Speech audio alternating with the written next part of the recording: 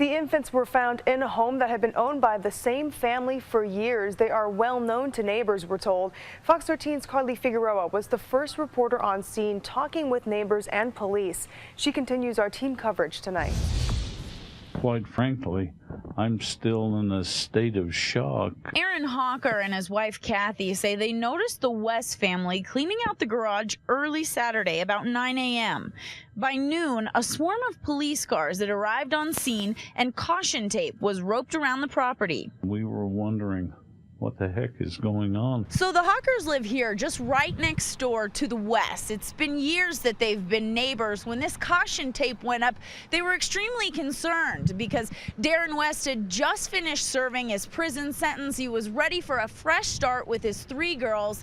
According to the neighbors, his ex-wife, Megan Huntsman, had moved out of this home in 2011. Neighbors say that was after an apparent struggle with substance abuse. Yeah, we were worried about her because we could see that she was not looking in good health, and we were worried about the children that lived there with her.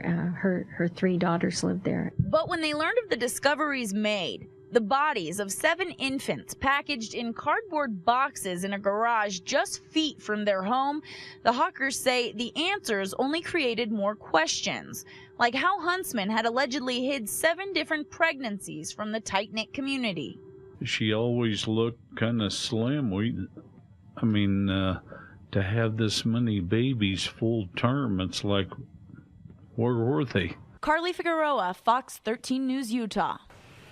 And stay with Fox 13 News as we follow this developing story. We'll bring you the latest information as we get it throughout the hour.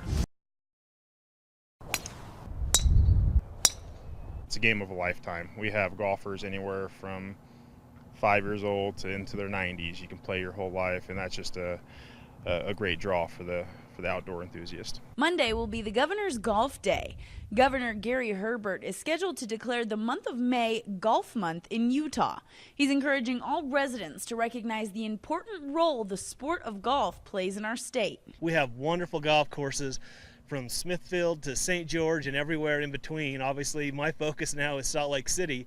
But throughout the state, the public golf courses are an amazing value. One of the main focuses of the Governor's Golf Day will be to reveal some interesting findings from a recent research study which looked at the impact golf has on Utah's economy and the environment. We determined in 2012 that the game of golf in Utah has over an $800 million economic impact on the state, which rivals any outdoor recreation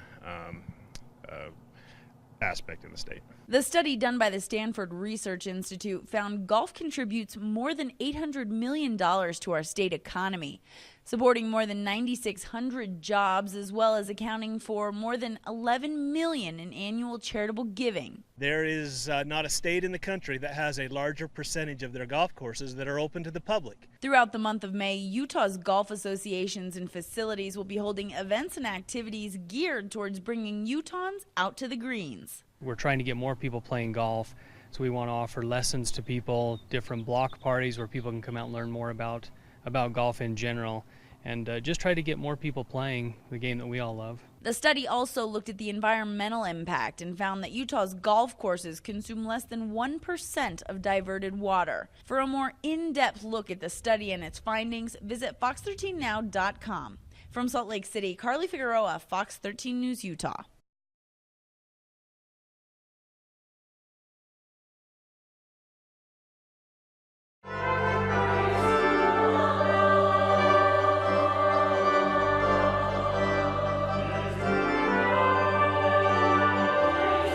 Easter is really the ultimate celebration of God's great love for us.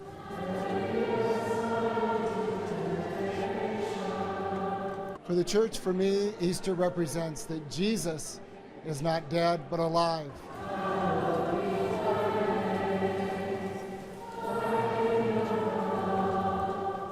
The feeling of Easter is Easter joy, that this is a day of rejoicing and gladness.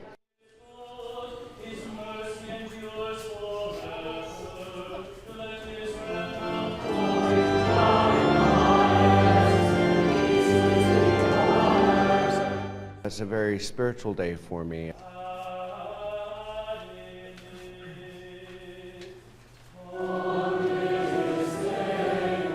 gives me a real basis in my faith and conviction to following the teachings of Jesus. Easter Day really is a way of proclaiming to the world around us that this life is not all there is, that it's not go through life and grab everything you can because, you know, we live, we die, and it's over. No. God has given us life. All that evil that we know exists has been overcome.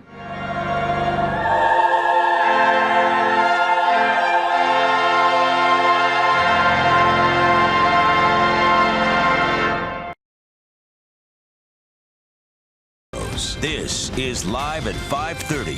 Salt Lake City firefighters rescue an injured hiker in Red Butte Canyon this morning. They reached the hiker off a trail behind the Natural History Museum of Utah. Fox 13's Carly Figueroa is live in studio with the exclusive details from the man who found some evidence. Yeah, it's a popular hike to the rocky area known as the Living Room up above Red Butte Canyon. But after rescuing an injured hiker who had been alone when he fell off the trail, fire officials are reminding hikers, regardless of how easy the trail may seem, it's always best to bring a buddy.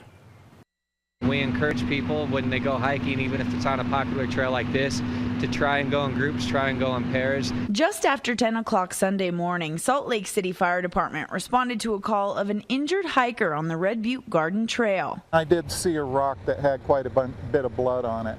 John Gale had been hiking the trail with his dog when he found an abandoned backpack in fresh blood. Somebody might have been hurt.